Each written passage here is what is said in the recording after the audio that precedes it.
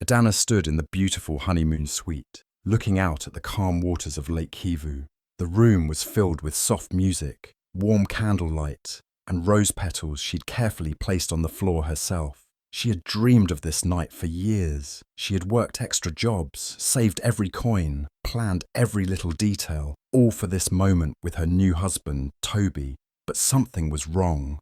He wasn't picking up his phone. She called again. No answer. Her heart began to race. Where was he? Why wasn't he here with her? Feeling a cold fear inside her chest, she slowly walked to the door that connected their rooms. Her hand trembled as she turned the handle. The door creaked open, and there, standing in the middle of the room, was her cousin. Not just any cousin. The one who had helped her pick her wedding dress. The one she trusted like a sister. But tonight, that cousin was wearing Adana's backup wedding dress, smiling, and next to her was Toby. No shame on his face, just annoyance, like she had interrupted something. Adana couldn't move. In 1 second, everything she believed in shattered. Adana couldn't speak. Her body felt heavy, like her heart had turned to stone. She stood at the doorway, staring at the two people she had once trusted the most. Her cousin, the girl she had grown up with like a sister, was now standing in front of her in a white dress that wasn't hers to wear. And Toby, the man she had just promised her life to, didn't even look surprised or guilty. He just looked annoyed, like she had come at a bad time. Their eyes met for a second, and in that moment, Adana saw everything she needed to know. There were no apologies, no regrets, only betrayal written on both their faces. Then her cousin gave a cruel little smile and said, "You were always too plain. He never wanted you like that." Those words hit harder than a slap. But Adana didn't scream. She didn't cry. She didn't ask why. She simply turned around, her bridal slippers making soft sounds on the floor. Each step felt like it carried 1,000 pounds of sadness, but she didn't let it show. She walked through the hotel lobby quietly, with her wedding dress dragging slightly behind her. Heads turned. Some whispered. Others looked away. Still, she said nothing. She walked out of the hotel barefoot, leaving behind the dress, the room, and the life she thought she had just begun. Her feet touched the cool ground outside, and for a second, she just stood there, breathing in the night air. There were no tears, just silence. Her hands were shaking, but her face was calm. People may have expected her to make a scene, to cry and scream and fall apart, but Adana didn't give them that. She didn't let anyone see the storm inside her, because deep down, something had started to grow inside her. Not just pain, but a spark, a very small, very quiet spark of strength. She took a taxi to the airport that very night. She had no bags, just her phone, her broken heart, and her thoughts. On the plane back to Uganda, she stared out of the window as the sky slowly turned from dark to light. Her mind was replaying everything, the smiles, the planning, the promises, the betrayal. But slowly, that pain started turning into something else. She began to imagine what her life could be if she used that pain as fuel. What if this was not the end, but a beginning? What if she could rise from this, not just for herself, but for others too? When she landed in Kampala, she didn't go home to cry. She went to see someone she hadn't spoken to in years, her old mentor, a woman who once told her, "Your pain can either break you or build you.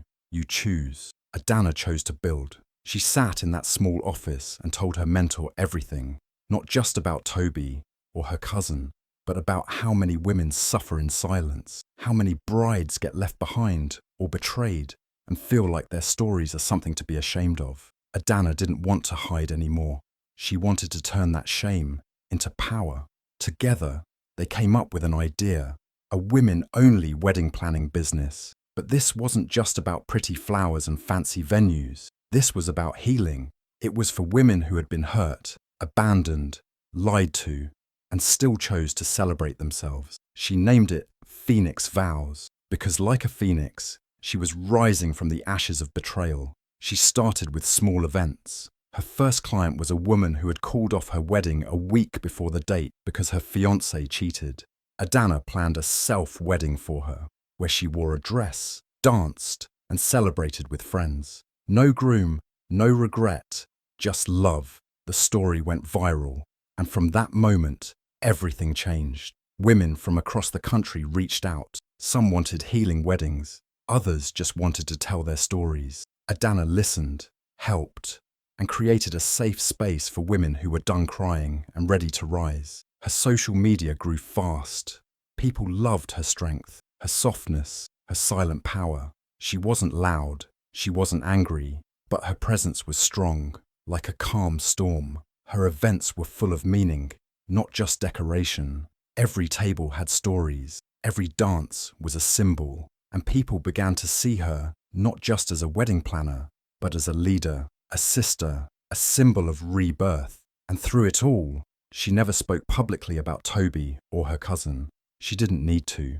Her success, her calm, her growth, that was her answer. That was her closure. She let her silence speak louder than any revenge. Back in Kampala, Uganda, Adana stepped off the plane with no bags, no smile, and no one waiting to pick her up. But inside her heart, something was beginning to shift. She wasn't the same woman who had left for her honeymoon just days ago. She had been hurt deeply, yes, but she was not broken. She kept replaying everything in her mind. The wedding that turned into a nightmare, the betrayal by her cousin, the silence she chose over drama. And now she stood in the city where it all started, ready to rebuild, not just her life, but her purpose. She reached out to a woman she hadn't seen in years, her old mentor, Auntie Grace. Auntie Grace had once taught her event planning and business basics during a workshop in university. She was strong, wise, and known for saying, "When people throw you away, gather yourself and grow." Adana sat across from her in a small cafe, her voice low but steady as she told her everything. Auntie Grace listened without interrupting. When Adana finished, there was a short silence. Then Auntie Grace said, "So what do you want to do with all this pain?" Adana looked at her and replied, "I want to help women like me. I want to give them a moment to feel powerful again." That was the beginning. With Auntie Grace's help, Adana started a women-only event planning company. It wasn't just about flowers and venues. It was about healing, about rising. She called it Phoenix Vows, because a phoenix rises from ashes, just like she did. Her company focused on women who had gone through heartbreak, betrayal, or loss. Some were left at the altar. Some had walked away from toxic relationships. Some just wanted to celebrate themselves without needing a man beside them. Adana helped them plan powerful, emotional, beautiful ceremonies that centered around healing, joy, and self-love. Her first client was a woman named Nalongo, who had been dumped 1 week before her wedding. Instead of cancelling everything, she came to Adana. Together, they turned that wedding into a celebration of freedom. Nalongo walked down the aisle alone, to a crowd of cheering women who had her back. She made vows to herself, to love herself, to grow, to never settle. The photos and videos from that event spread quickly online. People had never seen anything like it. There were no grooms, no apologies, just bold, beautiful women choosing themselves. After that, more and more women reached out. Some cried on the phone. Some just said, "I saw your page. Can you help me feel whole again?" And Adana did. She listened to every story. She designed events that spoke to the heart. Her team, all women, worked like warriors, making sure each client felt seen and celebrated. Every dress had a meaning. Every flower was placed with care. Every detail was a part of someone's healing. Adana's social media pages started gaining attention fast. People shared the stories behind each event. Journalists started calling. Influencers reposted her work. And just like that, Phoenix Vows wasn't just a business. It became a movement, a safe space for women to turn pain into power. Brides who had once been forgotten now felt famous. They smiled in photos. They danced like no one was watching. They stood on stages and said, "I choose me." Adana became more than an event planner. She became a voice for silent hearts. She was invited to speak at women's conferences, business events, and talk shows. But even then, she never bragged about her story. She never mentioned names. She let her work speak. People respected her even more because she didn't need revenge. She chose purpose instead. Her silence was full of strength. Her growth was her clapback. Sometimes, when she was alone, she would think about that night by Lake Kivu, the rose petals, the slippers, the cold silence. It still hurt, but it didn't define her. That moment wasn't the end of her story. It was the beginning of her rise. And as she looked around at the growing number of women she had helped, the ones who walked taller and smiled brighter, she knew that every bit of pain had been turned into purpose. Adana didn't just rebuild her life, she lit a fire in others. And from that fire, hundreds of women rose, not as victims, but as warriors in gowns, ready to write their own happy endings. 3 years had passed since that painful night in Rwanda. A lot had changed. Adana was no longer the quiet bride who walked out of a hotel barefoot, with tears hiding behind her eyes. She had become something stronger, wiser, and far more powerful than anyone had expected. Her business, Phoenix Vows, had grown beyond her wildest dreams. She was planning events all across Africa, giving women the strength to rise after heartbreak. Her message was clear. Betrayal doesn't end you, it reveals you. And people listened. Her work was more than just weddings. It was healing, celebration, and rebirth. Now, she stood on a grand stage at one of the biggest wedding expos in Accra, Ghana. The hall was huge, filled with lights, soft music, and hundreds of people. Brides-to-be, vendors, business owners, and media. She had been invited as the keynote speaker. Her topic, choosing yourself after betrayal. The words alone carried power. People had travelled from far to hear her speak. When Adana walked up to the microphone, dressed in a gown she had designed herself, the room went quiet. Her presence was soft, but unshakable. Her voice calm, but commanding. Every eye in the room was on her, but not far from the stage. Someone else sat in the back row, almost hidden in the crowd. It was Toby, unshaven, tired-looking. He was holding an old camera, dressed in a wrinkled shirt, and clearly no longer the confident man who once stood proudly beside her in wedding photos. Life had not been kind to him. After what happened, his business fell apart. Jobs became fewer, clients stopped calling, and slowly he faded into the background of an industry where reputation mattered. Now he worked small gigs as an event photographer, barely getting by. And today, by pure chance, or maybe fate, he had been hired to cover this wedding expo, not knowing who the main speaker would be. As Adana spoke on stage, her words flowed like poetry. She didn't need to shout. She simply told her truth. Sometimes, she said, the deepest pain plants the strongest roots. I was left behind. I was told I wasn't enough. But instead of shrinking, I chose to rise, not for revenge, but for every woman who has ever felt forgotten. You don't need someone to choose you. You need to choose yourself. The room clapped. Some people wiped their eyes. Others just nodded in silence. And then, something small happened. But it said everything. As Toby tried to lift his camera to take a photo of her, his hand trembled. The strap slipped from his wrist, and the camera dropped with a loud clatter onto the floor. The sound echoed through the quiet hall for a moment. Heads turned. A few people looked back at him. But Adana didn't. She kept talking, as if she hadn't even noticed. That was the moment he realized he didn't matter anymore. Not in her world, not in her story. He wasn't the main character anymore. She was. The camera roll kept turning, but not for him. Adana's team caught every shot, her glowing on stage, the crowd rising to give her a standing ovation, the sea of women reaching for her after the talk. Some hugged her, some just said, "Thank you. You gave me hope." Her name started trending online again. People shared clips of her speech, calling it the most powerful moment of the expo. Journalists asked for interviews. Brands asked for partnerships. Meanwhile, Toby quietly picked up his camera from the floor, trying not to draw attention. He didn't even try to take another photo. He knew this wasn't his moment. It never would be again. After her speech, Adana didn't look for him. She didn't need to. She didn't need to prove anything. Her glow spoke louder than any words ever could. And in that moment, Toby finally saw what he had thrown away. Not just a woman, but a whole force of nature. She wasn't plain. She wasn't quiet. She was simply blooming late. And now, the world was watching. Later that evening, as Adana stood by her booth, surrounded by her team and future clients, someone came up to her with a copy of a magazine that featured her on the cover.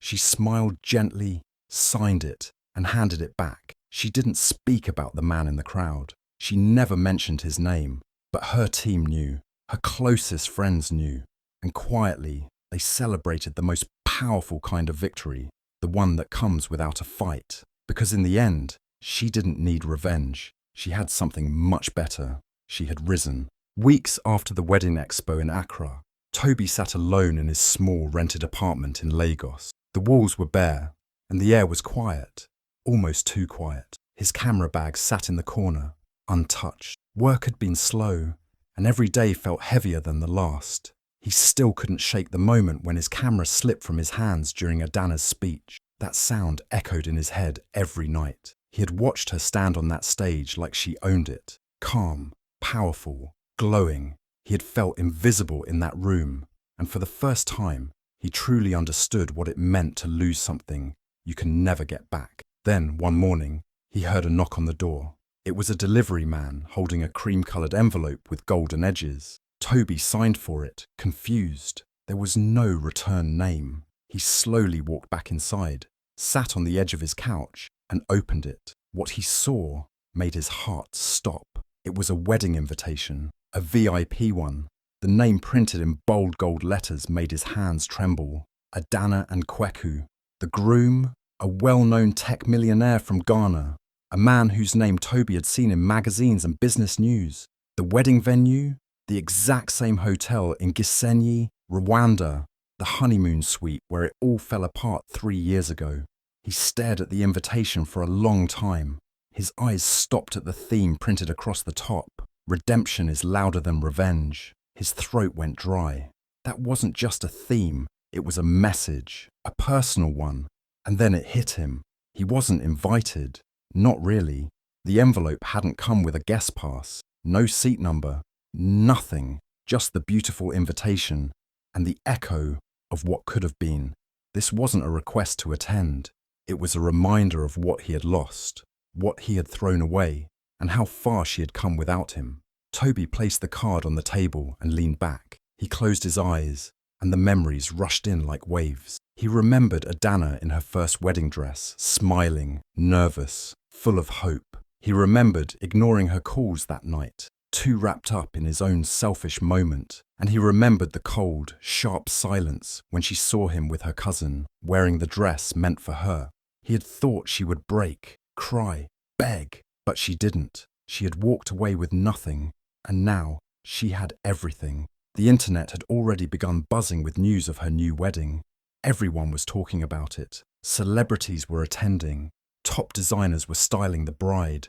Social media couldn't get enough of the theme, the love story, the strength. The whispers were loud. Adana had found love again, true love, and she was getting married at the exact place her heart was once broken. It wasn't revenge, it was rebirth, and the world was watching. Toby scrolled through his phone and saw a post. It was from Phoenix Vows, a short video teaser of the wedding preparations. There she was, Adana, walking through the venue with her new fiancé. They laughed like best friends. She looked peaceful, beautiful, and free. There was no sign of the past in her eyes. She was completely present in her joy. The comments were full of love. Women called her an inspiration. Men admired her grace. And Toby? He couldn't even press like. His finger hovered over the screen, but he put the phone down instead. That night, he couldn't sleep. The invitation lay open on the table, glowing under the soft light. He picked it up again, reading the details over and over, almost hoping for a mistake, a hint that maybe he was invited, that maybe he could show up and see her one last time. But deep down, he knew this wasn't for him. It was never about being there. It was about letting him know she had healed, risen, and moved on in a way he never thought possible. Somewhere far away, in a suite decorated with elegance and warmth, Adana stood in front of a mirror. Her new dress, one she had designed herself, flowed around her like clouds. Her bridesmaids had adjusted her veil, and laughter filled the room. She held no bitterness in her heart, only peace. This day wasn't about revenge. It was about choosing herself all over again with someone who chose her too. Outside, the lake sparkled just like it had years ago. But this time, it was a beginning, not an end. Toby placed the invitation back in its envelope and slid it into a drawer. He sat quietly, the silence louder than ever. That card, with its soft gold edges, had burned more than any insult or argument ever could, because it spoke the truth he never wanted to face. She didn't need him in her story anymore. Her ending was beautiful, powerful, and complete without him. The music was soft, the sun warm, and the air full of love. Adana took a deep breath as she stood at the beginning of the aisle, holding a bouquet made of wildflowers and gold-threaded roses. Her dress, designed by her own hands, flowed like water with every step. She didn't walk fast. She walked with purpose. Each step was not just toward her groom, but toward the future she had created for herself. Her eyes didn't search the crowd for anyone from her past. She wasn't thinking of Toby, or her cousin, or the heartbreak. Her smile wasn't about revenge. It was about peace. All around her, people rose from their seats. Cameras clicked. The same hotel that once held her pain was now dressed in light and joy. In the front row, her brides wore her designs. Women who had once been broken like her, now shining. Some had tears in their eyes. One whispered, "That's her. That's the one who rose from betrayal like fire." And in that moment, Adana didn't need applause. She didn't need validation. She had love. She had herself. She had risen, and the world was finally watching her shine, exactly as she was meant to.